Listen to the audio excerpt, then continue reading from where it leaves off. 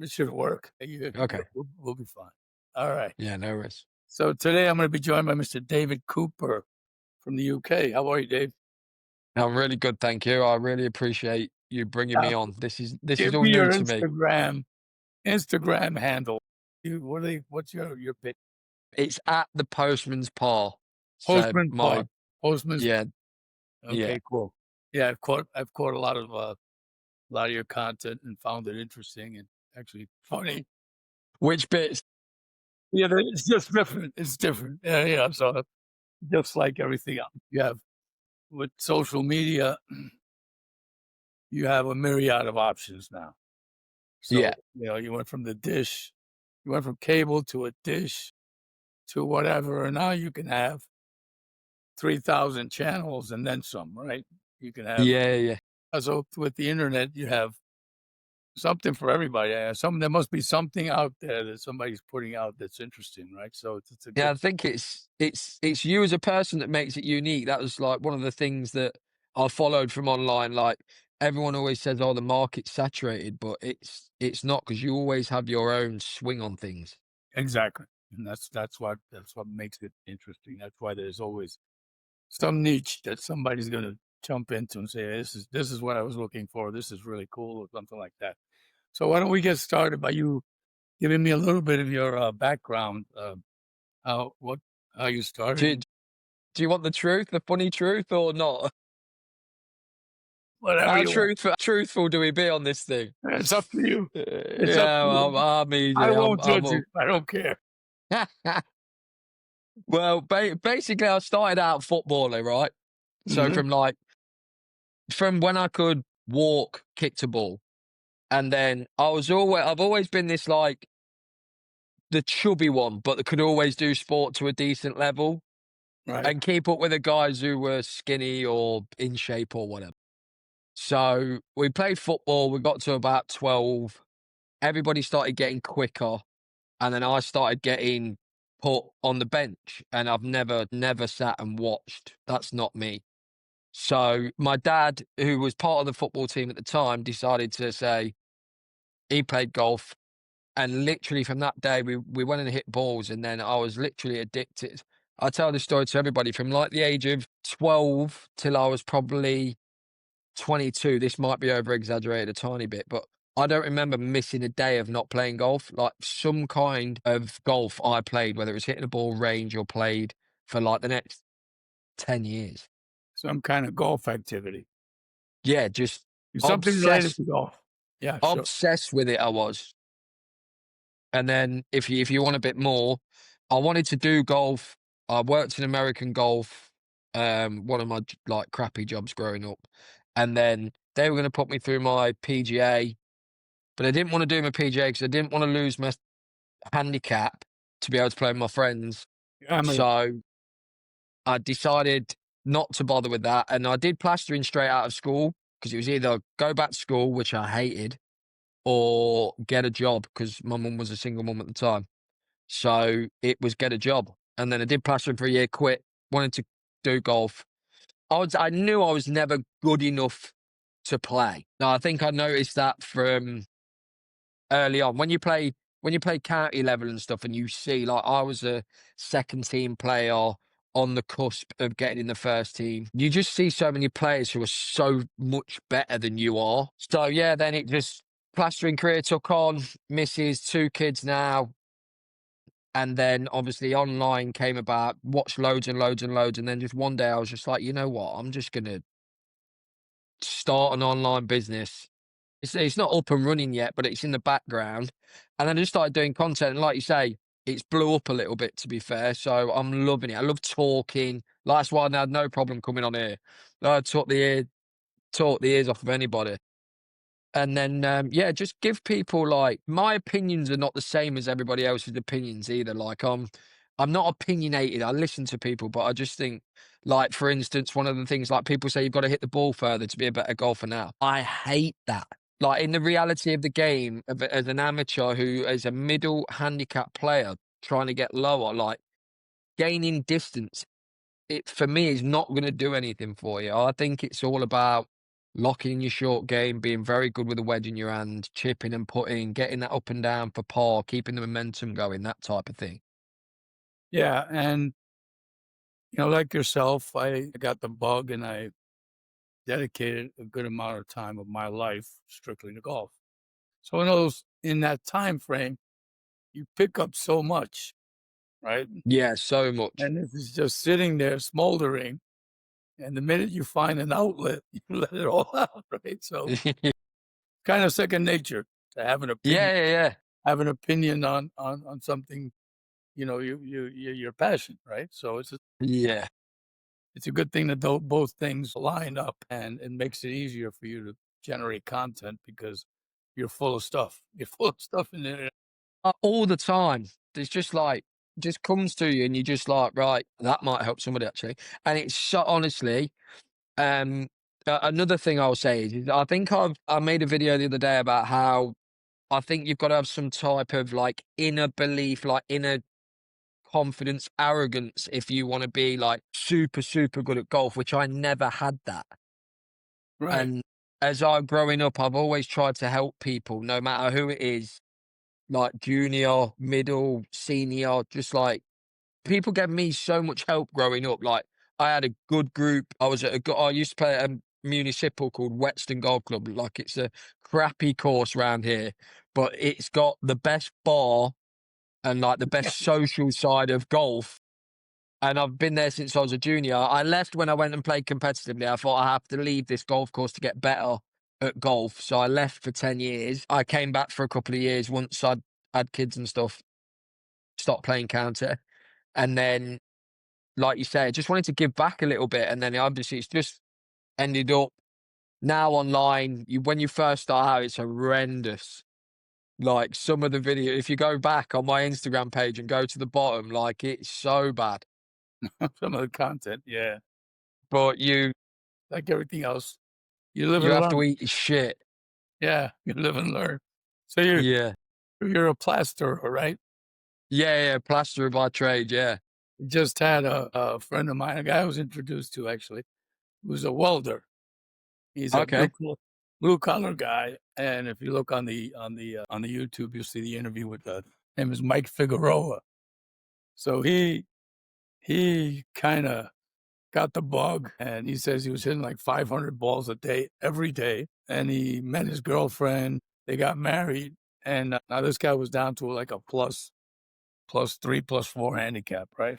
Yet Yeah, so good. lays up the club, has kids.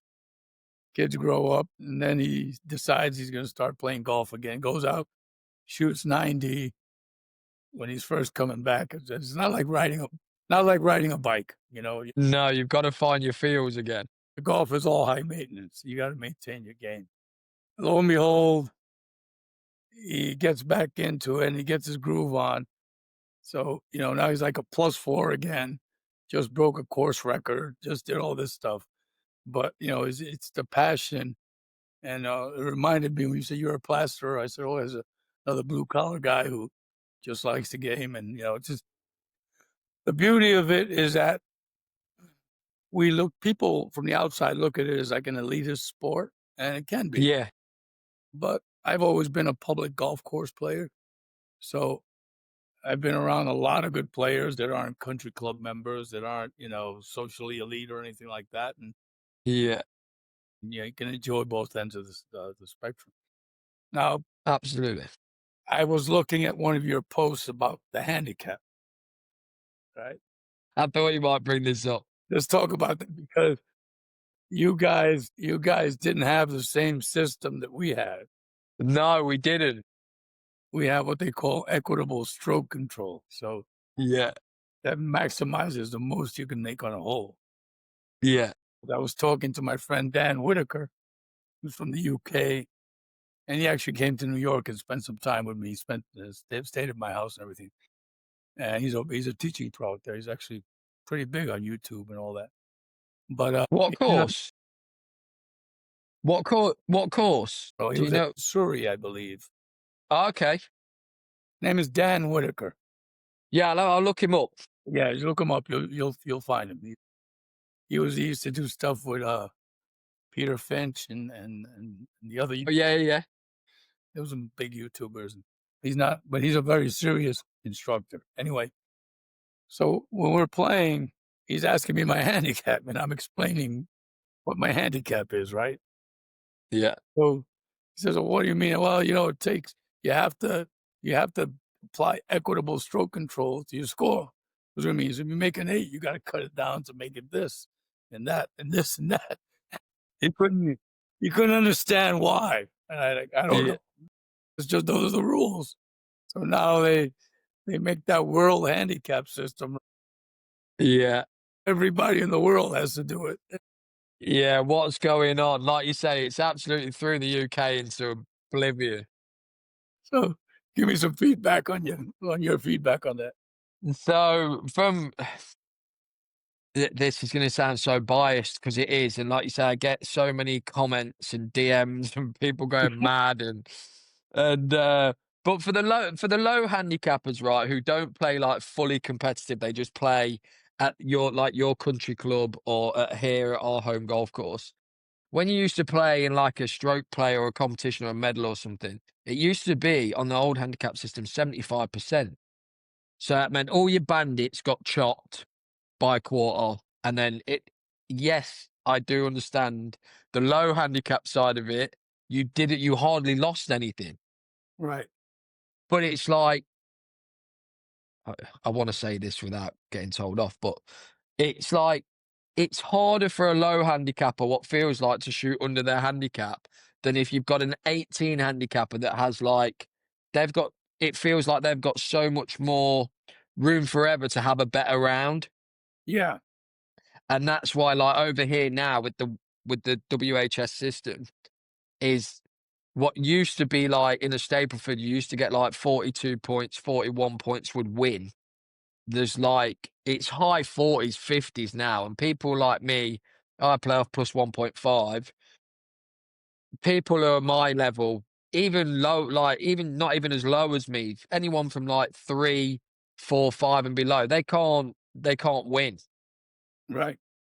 because somebody just out the pack, it just has a worldie every week and shoots like 47, 48 points. Well, we have to break course record. And if I was breaking course records, I'd be on the telly, not playing at my home club. But it's just like you just want to rock up and set on a Saturday and have a round. And like so many people now are not playing in competitions over here because they just can't win. Yeah. Yeah. See, I I stay away from that kind of handicap. See, when the skill level is that wide, it really doesn't make sense because No. if I'm playing in a competition, they say there's a championship flight where everybody plays scratch, and there's an A flight where you're handicapped. Okay, so in that A flight, you're talking 3 to 9. Okay, Yeah. so from 3 to 9. At that point, a 9 handicap can shoot a great round and beat your scratch. So Yeah. it's not. If you take a 3 and an 18, now you're adding too many variables. You understand what I'm saying? Yeah. An Yeah. 18, Yeah. Yeah. For sure. the guy, you're giving a guy 15 strokes, right? So I don't know which one you're referring to, but this literally all came like I'm the handicap man now. This all came from me, just like you say, doing content, came home. We had a thing called a men's summer knockout over here at our club. And it was known as a men's summer knockout, but now it's a club summer knockout. So women were allowed to enter. I didn't know this at this point. And we get through first round, second round. I think it was like quarterfinals. We draw these two women.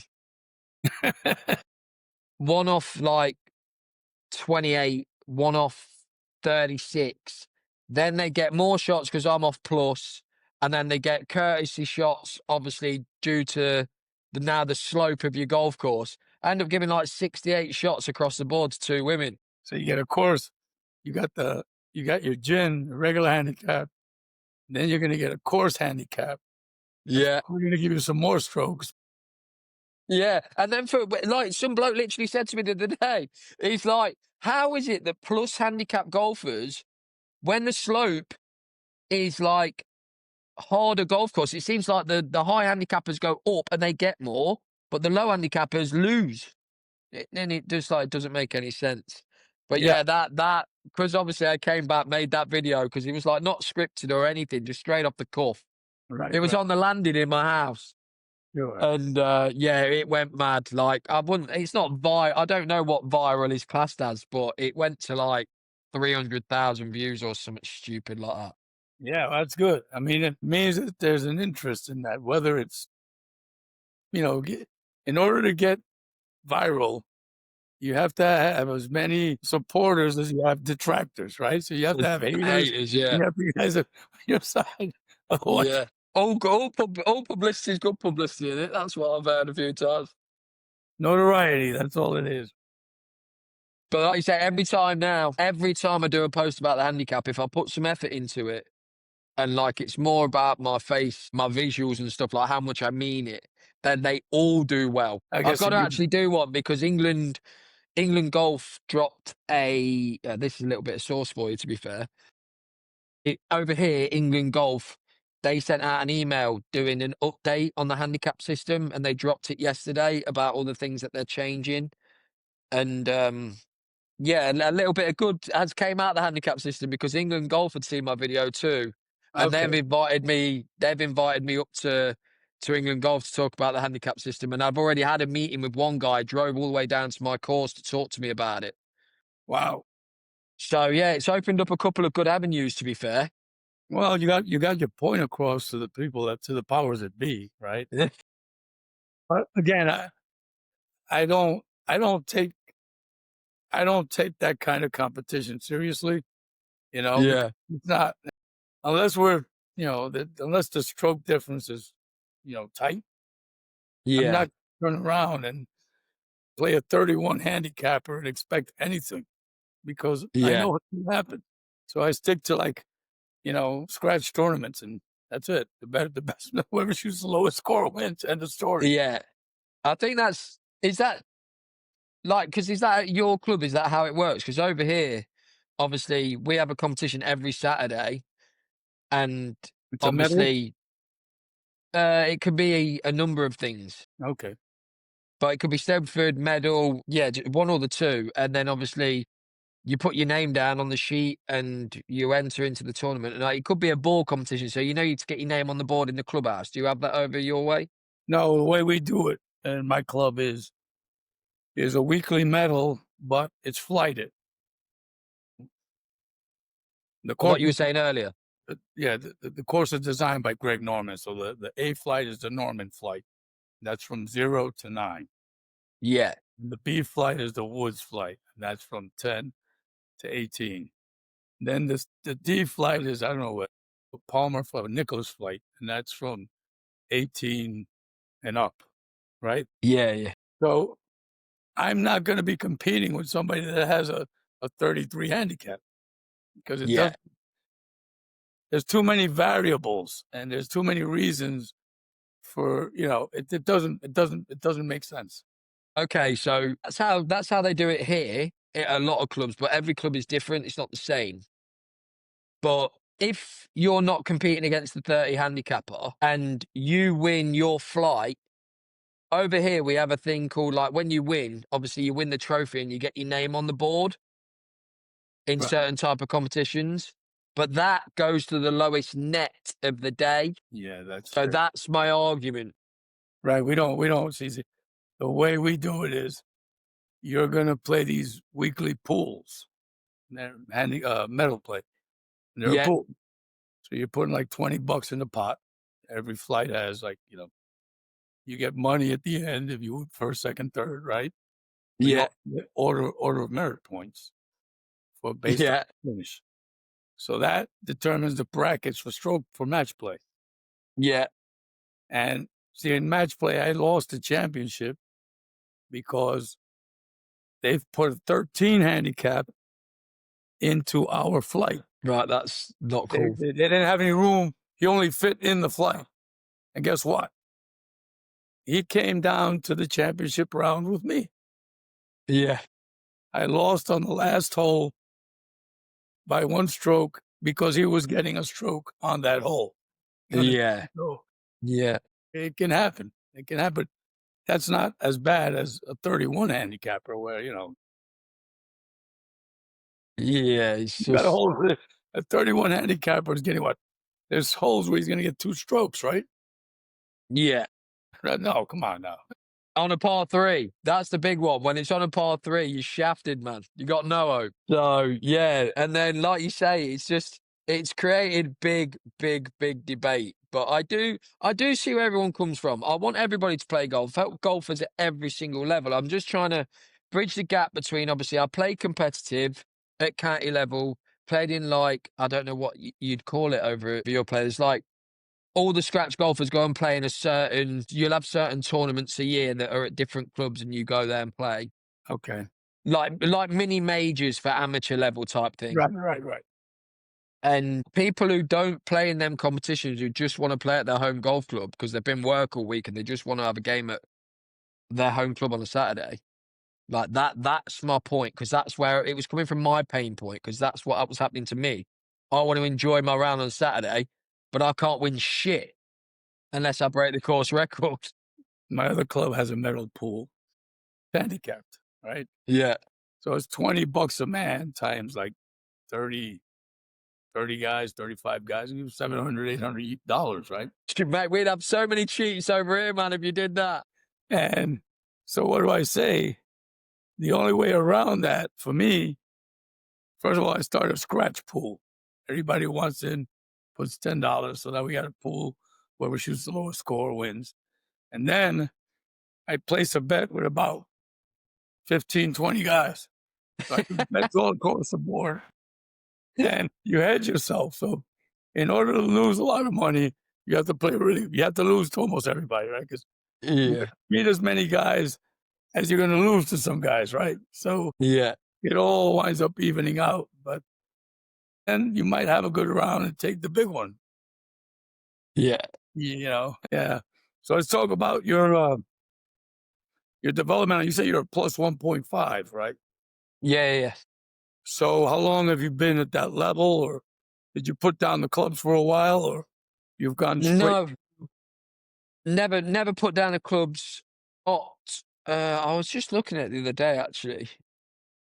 I think it was 2022, or no, it wasn't that early ago. What were we in, 25?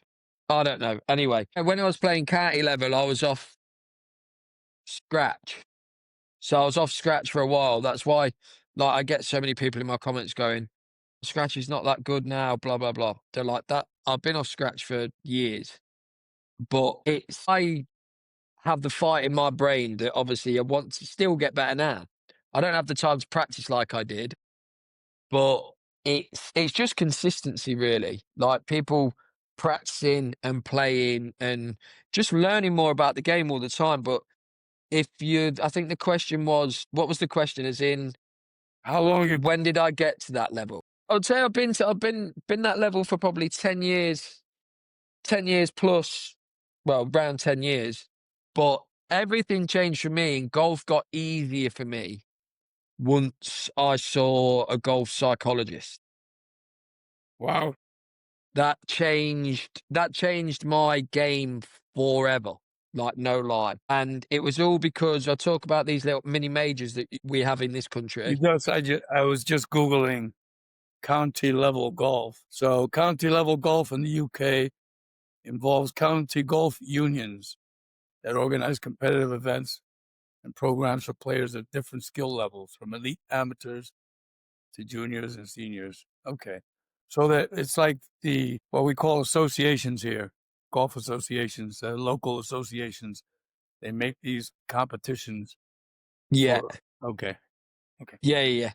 So, like you say, and then it's in Leicestershire we have like 4 big ones a year. So in Leicestershire, in England, from where I'm from, we have 4. And every time I used to play in them, I was crap. Like no good. Always used to just absolutely bottle it every time. Like not even get anywhere near. Just scrape through the cut. And we were we have a thing called Eastern County Fours over here, which is a foursomes competition where you go and play other counties on one day. our county captain at the time got us a golf psychologist. And it was all to do because Lincolnshire, from where in England, they were always the big boys. They used to win it all the time. And he was so adamant to get round that everybody was so bothered about this team. That's all they talked about. Like everyone spoke about them because they were the best. So he decided to get us a golf psychologist for a county session.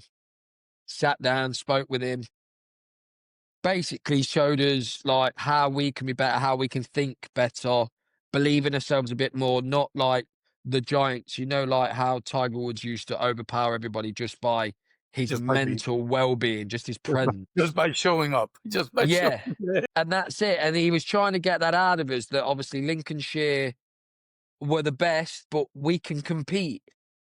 So funny enough, that year we won. So I can't remember how many teams it is. I think it's like, it might be 8 teams that play. No, 3, 6, 9. Yeah, 9 or 10 teams. I can't remember. But we won the whole thing. It's over 36 holes over 2 days. Yeah, and we'd not won it for 25 years.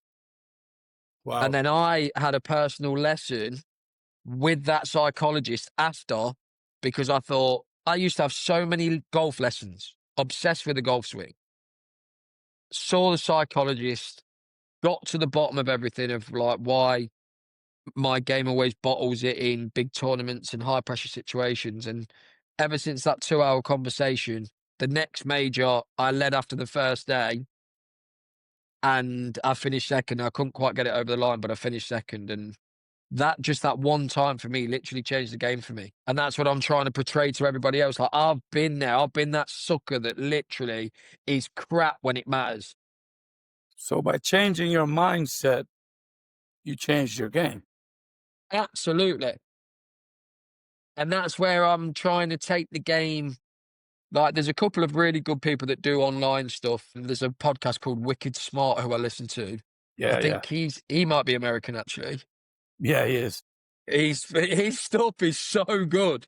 Yeah, And I think he's right. Like, we spend so much time, especially me, on trying to get a perfect golf swing. And half the time, like, it can be perfect on the range, but when you're in competition situations, it goes out the window. yeah, It comes down to repetition, process before you hit the ball, focus, and then commitment to your target. sure. And I think, like, obviously it helps if you've got a good golf swing, don't get me wrong, but just watch the telly. Everybody swings it different. Yeah, But then, like you say, the same thing comes down to, like, this is my main point. How often do you play really well? Most people, not that often. So right. you need a short game to back yourself up. You need to be able to chip and putt, especially to keep a handicap of a low, decent handicap. For me, that's my personal opinion anyway. No, I agree with you wholeheartedly in that golf is a game of misses. It's Absolutely. not how good your good shots are, because your good shots are going to be good. It's how unbad your bad shots are. Absolutely. But you wouldn't believe, though, you wouldn't believe the amount of people that don't, like, good golfers know that. Like, our level golfers know that. But I swear to God, most people I speak to can be any handicap range, even as low as your threes and your twos and your ones. Like, They don't know that. they don't know that stuff. Yeah, if you plan your shot and you look at where the trouble is and where the possibilities are for you to have an easy up and down, that's where you should go, right? Absolutely. If you have water on the left, don't aim left. Yeah, so many people, but you got more comments and people go, oh, yeah, duh, don't hit it there, obviously. But people don't think like that. And it's a game of recovery. So Yeah. if you say the par is 72, right? You're going to hit 14 drives, right? And then let's assume that 2 putts, right, per green, that's 36 strokes right there. That's half the game, right? Yeah. So in between there, you figure that your short game is at least 60 to 70% of your round, Yeah. unless you're elite ball striking. You know, if you're hitting 15, 14 greens in regulation, you understand what I'm saying? Which Yeah, but most are doing. you're looking at like I don't even know what the percentage would be. It'd be less than 1% of people that do that. No, but the tour average is like 12, 13, I believe. I'm not exactly sure. And And they're the that's best in the world. best in the world, right? And so, yeah, your short It's game, working on your game from 100 yards and in, I think is important. people will fight you through the teeth to tell you that's wrong. Yeah. Working on your putting. Those are the things that are going to save you, I mean, I believe that's my strongest belief, and I'll say that doesn't yeah, well, nobody be able to change that. the late Harvey Pennick said that a good putter is a match for anybody. I Yeah. mean, the guy could be coming over the top, hitting ground balls. If he gets to the green in 3 and you're there in 2 and you 2 putty, 1 putt, you have the hole, right? Yeah, it's literally simple, man. It's so simple. But it seems like what I've found from doing content is people don't have the information. They don't. They literally just don't. I must have been very lucky to have partly my own fault of having the drive to want to get better that's put me in positions to play with great players Right. and learn all these things. But most people don't because they're just casual golfers who want to slightly get better. Yeah, I mean, it's you really can't get frustrated because at the end of the day, everybody plays golf for different reasons, right? I was Yeah. just talking to, another guy. He says, we were looking at the statistics for golf in the US. It's an agency called the National Golf Foundation. So since COVID, there's been a spike in new golfers, right? And the drills. Right. So there's guys out there. You look at 17% of US golfers, only 17% of US golfers take lessons. And that's Really? 17%. Yeah. And that 17% is constituted by the advanced and serious golfers. Okay. So there's 83% of people that are on the golf course. There's one, there's a one segment we want to call the bombs and transfusions. You know what transfusion is? Yeah. Vodka and grape. Okay, so all they want to do is hit it as far as they can, call the cart girl, get some transfusions, and keep going. Yeah. You lot have got it so good, man. It's crap in this country, man. So, you know, that's how they enjoy their round, right? Yeah. There's another group of people that they don't listen, they won't take a lesson because the minute they hit a good shot, they think they got it, right? And they think they figured it out. And there's people whose mind is wired that way, right? Yeah. They'll take the road less traveled and they won't listen to anybody and they'll stay stagnant at whatever they're shooting. You can't drum sense into some people. I try not to get frustrated. It is what it is. I try to play with a group of people that we share the same. So I typically have like a foursome, eightsome, 12some, 16 guys that we'll go out there and we'll play and we'll gamble and everybody's approximately the same level. There's none of that crazy shit going on. You might have a group in front of you that's, holding up the whole course, and call the ranger, and maybe something happened, maybe something doesn't. So we get we got a lot of slow play out here because Really. people don't know how to act. They have no idea of golf etiquette, and it's just like they don't care. That What I mean? drive me mad. Yeah, I know it. You got a lot of new golfers, beginner golfers, uh, you know, careless golfers, drunk golfers. You got everything out there. And Yeah, that's different to it. the courses only see money. So now you start sending them out every 6 minutes. So now you have backups everywhere. It's Yeah, I don't know if that happens in the UK, but That's crazy. so let's talk about this new craze with speed and distance. What are your thoughts on that? About what, sorry? Speed and distance in the golf game. Now, it all for me, it depends on what level of golf you're at. Okay. What's going on here? Everything's good, I think. You're fine. I'm fine. Yeah. Mine is not. I've lost you. You've lost me completely. Yeah, I don't know where it's gone. All right, but can you hear me? Yeah, I can hear you fine. Yeah, Yeah, can you? let's keep going because I can see you, and on my end, it's recording everything. So Okay. yeah, But yeah, when it comes to speed, that's so much comes down to what part of the game and what level of the game you're at. For me, anyway, like if you do want to generally really get better, but you're already low and distance is holding you back, then yeah, I would say go with that and try and get better.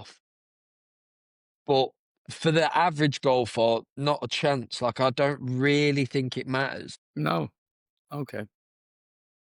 I believe that you need to generate enough power to play the golf course you're playing. Yes. Okay, so if you don't belong on the championship tees, you shouldn't be on the championship tees. You understand? Yeah. You're hitting your driver 200 yards, and that's all you got. And you can bring it up to maybe 220, maybe then you should play the appropriate tees to where it's competitive, where you can be competitive and where you can enjoy it. I Yeah. Yeah, I do agree with that. My point is that if you want to get better at golf, like you're gonna figure out like an average male that wants to get better at golf and hits the range a couple of times a week is gonna get better and longer because they will just figure these little things out. Well, I think so anyway. yeah, I think you're right. And I talked to somebody who's putting together a long drive or a swing speed program. You know what he says? It was my thoughts is that if you hit the center of the club and you have the proper sequence, it's going to go right. Yeah, You made a good pass at it, and you hit it on the center. It's going to go. You know, and there might be a hole we want to try a little harder or whatever, but for the most part, I find that if I'm in play, I have a better chance of competing and scoring than if I'm deep in the woods somewhere because I tried to overlearn leather it. So it's I think another one is like your average golfer hits a big fade slash slice. a slice, yeah. Like that's where they're losing distance Sure. because they're hitting it like a flop shot. Like if you can teach somebody to get to the inside path, like they're gonna gain so much more yardage by just hitting the ball with the right curve Right. instead of losing so much from left to right. Like just Yeah. little bits like that. Yeah, I mean, if you can get them to hit the club face square, even square, you don't Yeah, have to throw if you hit the ball solid in the center and square, it's gonna go. If it yeah, squirts off with a little, tiny fade, you're still gonna get some good, but if you're cutting across the ball with some masse, right? You guys yeah. don't With some play pool, but serious side spin. Yeah, you play snooker, right? yeah. you don't play pool, billiards. Yeah, so I Over played with there. a few guys, and they all say like, "Oh, like you hit far." I don't hit far, 90, 300 yards, something like that. But they say, "What? Why can't I hit that far?" I'm like, "You just hitting the wrong shape at the minute because you don't play that much. You hit a big fade. Like you straighten that out, you're gonna gain 20, 30 yards just by getting the club face, like you said, back to square better. Yeah, yeah, There's 30 yards." yeah. It's all about impact, making a good impact on the ball. And when you're slicing and cutting across it, all you're doing is putting spin on it. You're But chopping it. so many people hit that shot. But you know what? Instead of correcting the root cause, what I'll find is most guys will start aiming more and more left and accentuating it and making a bigger slice because now you're aiming so far left, you have to slice it. There's no way you can play So they square it up and it goes 70 yards left. exactly. If that's hard to tell somebody though, It's again, it's a part of that that demographic of people that insist that that's how they play, and there's nothing they don't want to hear it. It's all okay. I just, like you say, I just think if you want to get good at golf, right, you gotta grind through it. You Yeah, gotta just keep trying things till it, and I mean trying, not on the golf course, like on the golf course when you're playing, but on the range. Like I've hit hundreds and hundreds and hundreds, thousands of golf balls. I'm just trying things to make it work, like experimenting myself, along with having a lot of lessons, obviously. But that's what I think people underestimate about golf. I think I said it the other day. It's like life. You only get out what you put in, and I say that with golf so much. right, right. Yeah. So, what are the pet peeves you want to drive in there now? What pet peeves is in what pisses me off with golf. Exactly. What? Where are you now? I knew you were going to ask me that question. How you got I'm not really a person to get annoyed. I'm trying to think. I'll tell you one. I made a good video for that as well. Bunkers. bunkers? If you're a good golfer and somebody doesn't rake the bunker, you get up there, you've hit a good shot, a good miss to a good pin, you get up there and that's in a footprint and it's underground. Yeah, I think that's got to be up there with my number one most hated thing. yeah. See that is a bad thing, but see what we do since we play a public golf course, and again, there's guys that don't know golf etiquette that don't. If I go in a bunker, I walk in with a rake in my club, right? So I hit my shot, I know what you're going to say. I'll rake the divot, and then I'll rake my way out. Most people don't give a rat's ass about that. Okay, they don't. No. It's not, that's not their job. Anyway, so we simply play live smooth in place. Yeah, see, but what even like? Do you play competition, like a Yeah. handicap competition, and you Well, still do that? when competitions, it's different. In a competition, is different. But if I'm betting with you and we agree to live smooth in place, then that's between Yeah, me and you. that's fair. Like, I No, but think like, you lot must do a lot more of that. I don't think we do that much of that over here. at the club level, we do play smooth in place. We had a situation where the club, the bunkers, the drainage system was getting bad. So Yeah, we had some of the liner was popping out. yeah. It's a situation where you can hurt your wrist trying to get it out. So we do establish that lift smooth in place because until they fixed it, you know. So it's again, but I don't kind of if you're in in a competition, right, in a golf association like your unions and stuff, that wouldn't happen. But you're playing with a different level of golfer. You're playing with a competitive golfer, a guy who's a tried and true golfer who knows it, who knows what the right thing to do is. You know what I'm saying? When you're playing with a golfer like that, this is the kind of golfer that will call the penalty on themselves, correct? So it's a different mindset for a different person. Yeah. That's not the kind of person that's going to leave a footprint in a bunker, you know, right? You don't get down to a high level of golf by not observing the etiquette, the rules, you understand, and sportsmanship. Yeah, absolutely. I just replacing a divot in the fairway, Hmm. pitch marks on the green, Right, and rate your bunkers, man. There's not much more you need to do. right. And most good golfers know that, Yeah, inherently know that. I mean, it's second nature. For me, it's yeah. second nature. I don't think about it because I don't. Not only do I fix my pitch mark, I'll fix two more. Oh, I'm all over the green. Yeah, they're all over the place. So you try to do your best, and that's the kind of guys I play with. But again, Do you think that comes from because you've played it for so long, though? I think that you become immersed in the traditions. So you Yes. figure, for me, I figured that the sportsmanship, the good faith, and all that stuff. It's not an adrenaline sport. So I'm from New York, right? So I'm embarrassed about what happened at the Ryder Cup. That's not golf. That's bullshit. Yeah, That's what yeah. Well, it wasn't good. it wasn't good. But you learn all that stuff and you read up on it and you got the fever. You see over the years there's things that have happened where guys, even conceded major championships to, like Hale Irwin went to tap went to tap in something. I think it was a British Open. He went to tap it in and he stubbed his putter Yeah, and he called it on himself, right? I mean, things like that. And that's the way the game is. So you have to have the spirit of the game in you to think that way.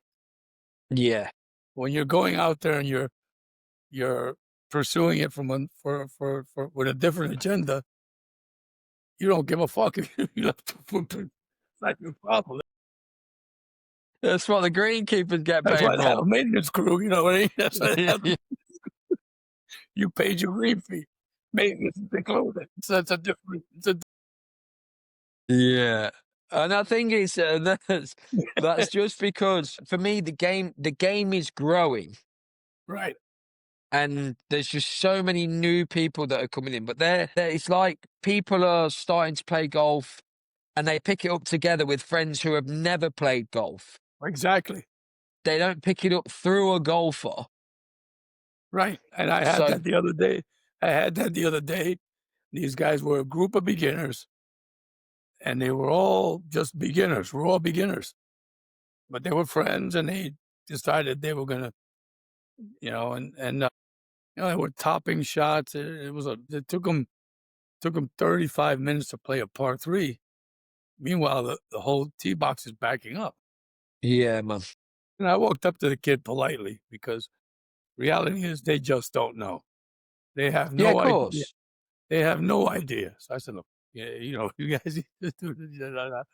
So You need to what you want to do is let everybody go, and you guys stay behind doing whatever the fuck you want. You won't be bothering.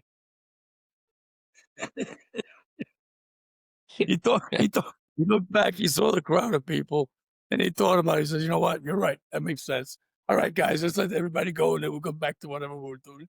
The good thing is that, when I was, when you're learning the game, you usually want to, like, if you want to teach your kid, you usually go out at twilight, you know what I mean? Late Yeah, afternoon, with nobody there. These guys were out there late afternoon, so they let a couple of groups through. Nobody's going to be behind them, and they want to do what they got to do and destroy the golf course. And then that's between them and the maintenance crew, right? yeah, man. It drives you mad. But you know what? It was his first. It was their first lesson, and Yeah, that's cool. the fact that that sunk in, it gets them thinking, at least. Yeah. Yeah, but it's But like you say, you've done it the right way though. If you can go up to politely up in a polite way and tell somebody properly, yeah, and it's explain the to them. it's the angry golfers that start shouting at everybody. Like Yeah, these guys don't know. they don't know. They just don't know. There's nothing you're not gonna go there screaming and yelling when in fact they don't know.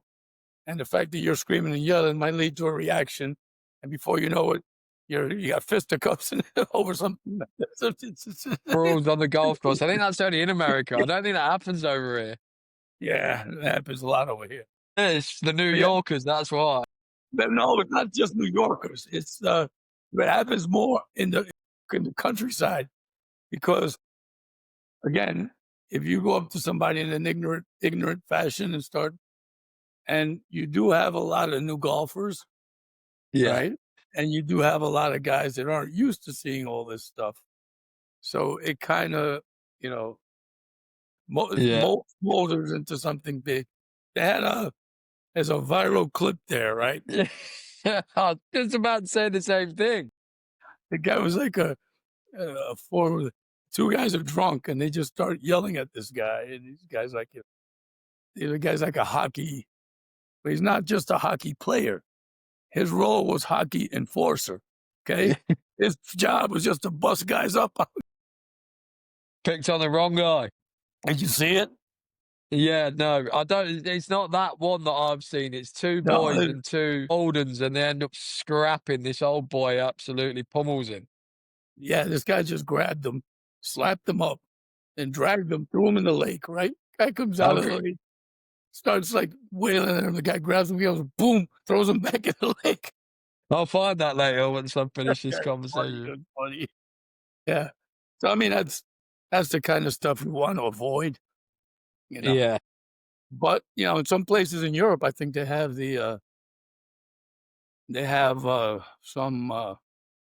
some rule where you have to have a certain handicap and you have to pass an examination. I think it was Germany. They Really? give you a test on how to act on a golf course Oh, before they right, let yeah. you play, Yeah, you that's a know? good idea. I mean, I don't, it would help, I think, you know? Yeah, because now you got these, like, the websites where you book your tee times now on different competition, different courses. That'd be a good idea, actually, to be able to book your tee time, you'd have to answer 3 or 4 etiquette questions before you can pay and move on. Right. It's not a Those, bad idea.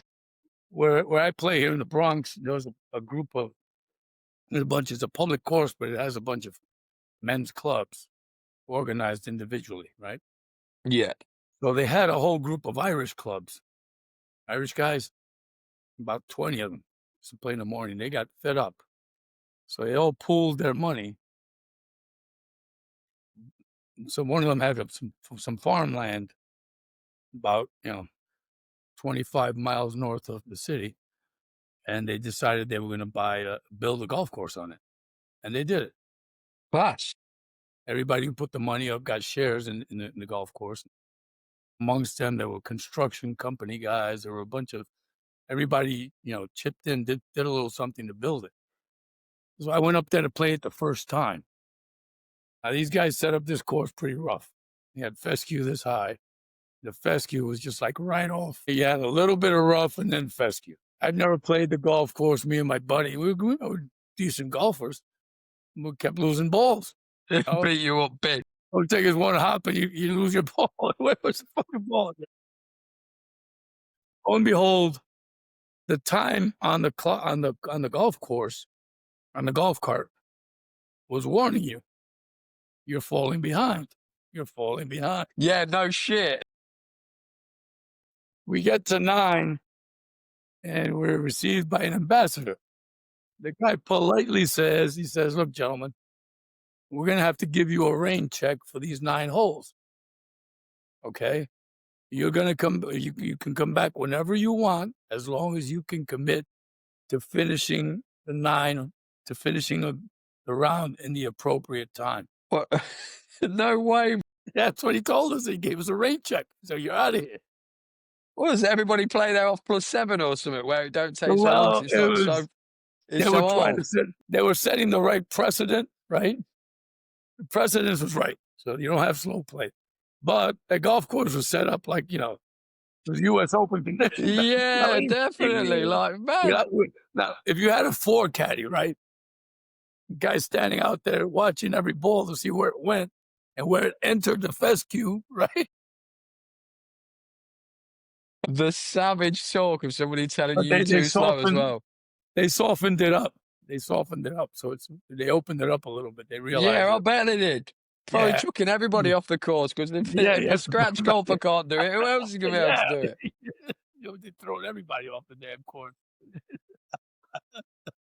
I I found it novel. I thought these guys have the right idea, but they Well, that was class. Yeah, I'm good at golf. I've been told I'm too slow. This golf course is hard as. Yeah, do come it. back, mate, Well, next week. they have another one here, Trump Ferry Point, right?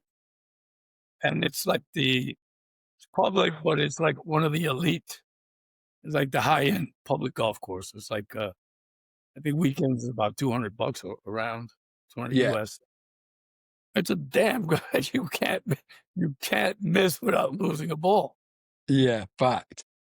The greens are rolling at like 13. It's bad. Now it's Bally's links right there across the river, and it's a damn tough golf course. That's like that's the kind of place where if you haven't played it more than 5 times, to get to get a good grip on a golf course, you need to play at least, in my opinion, you need to play at least 5 times. That way, you have your start line for your drive, you can Yeah. visualize where you wanna go, but if you're looking forward and you don't know what's lurking, anything can happen, you know? Yeah, but I'll tell you another pet peeve, blind tee shots. Yeah. Hate a blind tee shot. If you've never played the golf course before, that's not, I think it's unfair. I think it's unfair. I was in Maryland last, Memorial Day weekend. That would be the, first weekend of September, last Yeah. weekend of Au so we had these golf courses I'd never seen. So I took it before I hit anything, I drove all the way up beyond the ledge to see what was waiting. What the fuck was back there, right? So I have some idea, but then when you come, you look at it from here, and then when you get in the car, you turn around and you get on the tee box, you look again, you know, you Yeah, really, it's gone. it's not the same. Not the So same. as a good golfer, here's one for you, as a good golfer. If you've got a 50-yard pitch shot or just inside a 50-yard pitch shot, would you walk up to the green and stand on the green and look around it before you play your shot? No, Have you ever only done that? I if see, I play golf courses I know. So right now I'm Yeah. in New York. In wintertime, I'll be in Dominican Republic. It's 2 different grasses. Okay, so up here is bent, down there is Bermuda, right? Yeah, beaut. So that type of shot, if I'm on a Bermuda green and you tell me it's a 50-yard shot and I know it's down green, I'm gonna hit a 40, 42-yard shot. Okay. Yeah. If it's a 50-yard shot and you tell me it's into the grain, I'm gonna hit a 50-yard shot or a 51-yard shot. You Yeah. understand? So also, if because I would make those calls knowing the golf course. If I Yeah. see the placement and I know what side of that flag is danger, I'm gonna go Yeah. to the other side, you know, but Yeah, yeah. that's fair. I played with a guy once in a championship, in the Dominican championship, and this guy was hit it with a rangefinder, pace it to the front of the green, right? Yeah. Pace it to the flag, pace it back, divide by 2. Yeah, no, that's too long. That's too long. That's way to get in your head, isn't it? That'd like you say, I'm telling everybody to be mentally strong. That'd wind me up. He was doing it to fuck with me, no doubt about it. Yes, and it would do you, wouldn't it? We were in the last group. Did you lose? Yeah, Yeah. was He's about to got, knock him out. yeah, he's got in your head there. Classic. Classic mental games. He's absolutely done you in. He knew I was gonna start to get desperate. I'm a fast player, you know? Yeah. That's quality from him. Yeah, That's got in your head all day. I play with a guy on the weekend that's what he does. He slows the cart down, Yeah. and I'm used to, like, playing ready golf, so everybody hits their tee shot. Once you get to the fairway, everyone scatters. I go to my ball, you go to your ball. He goes, and whoever's ready hits, right? Or if you wanna play order of play, it doesn't matter as long as everybody's by their ball, and when it's their turn to hit, they hit, right? So last week, some guy hits it in the hazard on the left, and he decides he wants to drive up. He drives up, and we got 2 carts parked next to this guy who's in a hazard, right? Then there's 3 balls in the fairway way up there. And I'm sitting in the car, and I'm starting to get restless. Like, why is this guy sitting here when we go to our fucking ball? I think he knew it, you know what I mean? Because we just stood there. Uh, you're easily wound up by the sounds of it. But once I get going, I'm like, you know, Well, that's there's a actually made certain me laugh. there's a certain cadence, right? A rhythm to the foursome. And I bought this up at the club. They stuck us, you know, we have guys that we regular group of us that we play at a certain pace, Yeah. right? And everybody knows where to stand and what to do when it's their turn, blah, blah, blah. All of a sudden, they give us this third guy who's plumb bobbing and doing all kinds of crap. So my turn to hit, I hit like in 20 seconds. The other guy hits in 25 seconds. The other guy hits in 30 seconds, right? Yeah. So you're keeping his rhythm. Then it gets to his turn. It's a 4-minute ritual. And he doesn't give a fuck. He's sitting in his car like this, watching everybody, right?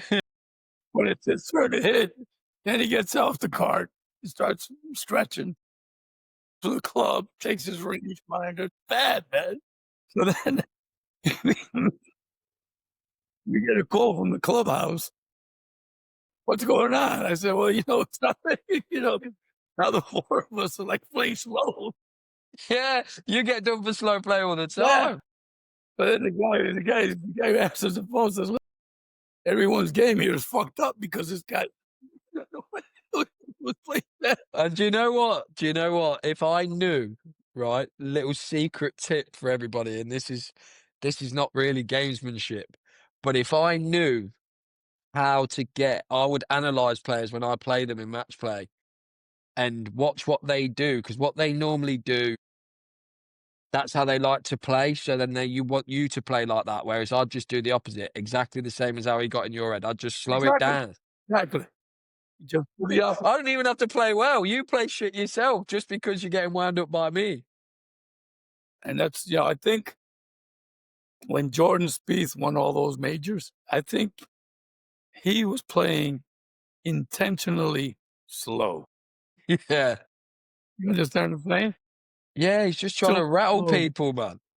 crazy. You Trying to know? get in your head so it gives him the best Yeah. opportunity. I mean, I thought, and it just looked like there was no reason to be that slow. It just what You're losing your fucking brain. exactly. You're letting him rent space up here when it's your turn to hit. You're still thinking about how. And he has. Oh, that's absolutely that's golden, that is. Yeah, yeah, yeah. So, do you have anything you'd like to add? No, absolutely not. It's been brilliant. Like you say, I'm new to this kind of thing, but I absolutely loved it. Like you say, Yeah. it was great to be on. I do really appreciate it. It's still it's still for me, it's so surreal. I'm just a normal guy, just a normal, like, half decent golfer who's just trying to give back a little bit and change his life and make it a business, and it seems these opportunities like this come along, and it's class to be Well, involved. I appreciate you giving me your time. I mean, we're sort of separated by a giant pond. I'd like to get back out there to UK this time, play golf. Last time I didn't play any golf. I was at a convention, but I really like London. I really like England. Yeah, good, yeah. I'd like to get back out there at some point. Maybe we'll tee it up. Yeah, one day we will. I plan on getting 'em just a little bit bigger. So Yeah. once I get to the heights I wanna get, I'll be in America, don't you worry. Okay, you got it, brother. Well, thank you. Thanks again. And I'm gonna put a link to your socials here. So if Yeah, anybody's lovely, not thank you. come in and check you out. And when this is ready, then I'll reach out to you. Okay. Yeah, great. I'll put some stuff up. There's some comedy gold in there. Let's go. Hey, you work on your mental game. I need it. I mean, No, very, very good. Thank you very much. Cheers, Ralph. Yeah, all right, buddy. You've got my number. Send me a text any